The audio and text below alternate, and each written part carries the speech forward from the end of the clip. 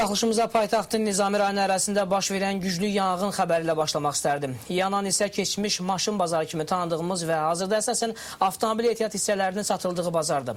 İlkin məlumatlarımıza görə alovun miqyası böyük olub. İndi hadisə yerindən bizə ən son xəbərləri əməkdaşımız Rita Ömərova çatdıracaq. Hər vaxtın xeyir Rita. Rita, buyur eşlirik səni. Buyur eşlirik səni, hadisə haqda əldə etdiyi məlumatları çatdıraq bizə.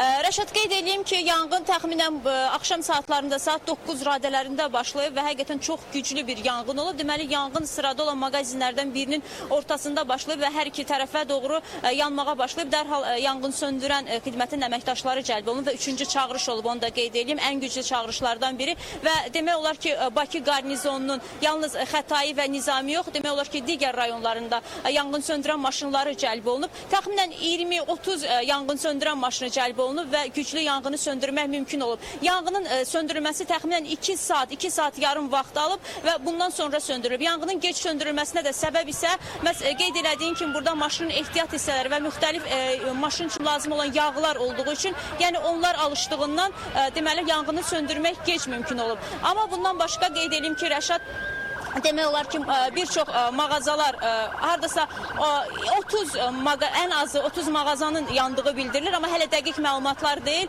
Çünki dəqiq məlumatlar biz bir neçə dəqiqədən sonra əldə edə biləcəyik ki, neçə mağaza yanıb və neçə kvadratmetr sahədə yanğın baş verib.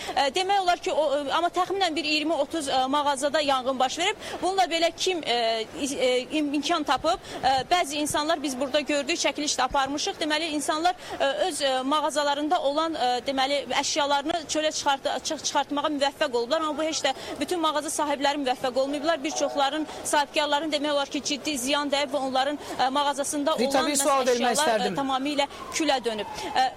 Hadisə zamanı xəsarət alan və ölən haqqında məlumat varmı? Bu haqda əldə eləmirsən bir məlumat?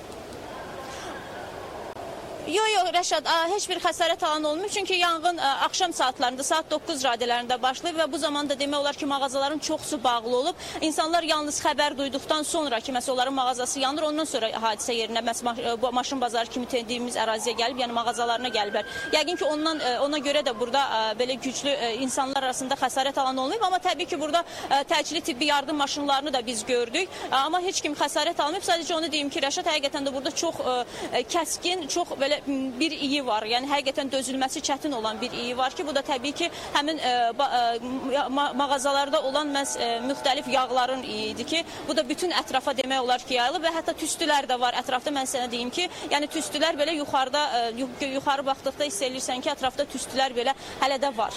Hazırda yanğını nə müşahidə edirsən? Tam söndürülüb mü yəni? Təhlükə var mı hələ də, yoxsa söndürülüb?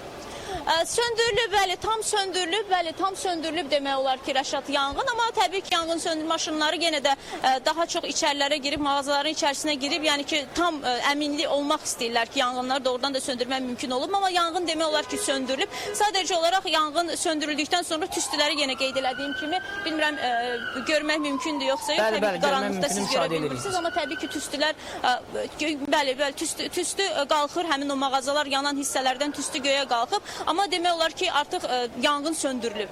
Çox sağ ol Rita, verdiğim məlumata görə. Bir daha xatırladım ki, bizimlə birbaşa bağlantıda əməkdaşımız Rita Ömərova idi. Bakının Nizami rayonu ərazisində maşın bazarında baş verən yanğınla bağlı ilkin məlumatları bizə çatdırdı. Daha ətraflı isə siz xəbərçinin növbəti buraxılışlarında geniş reportajları izləyəcəksiniz.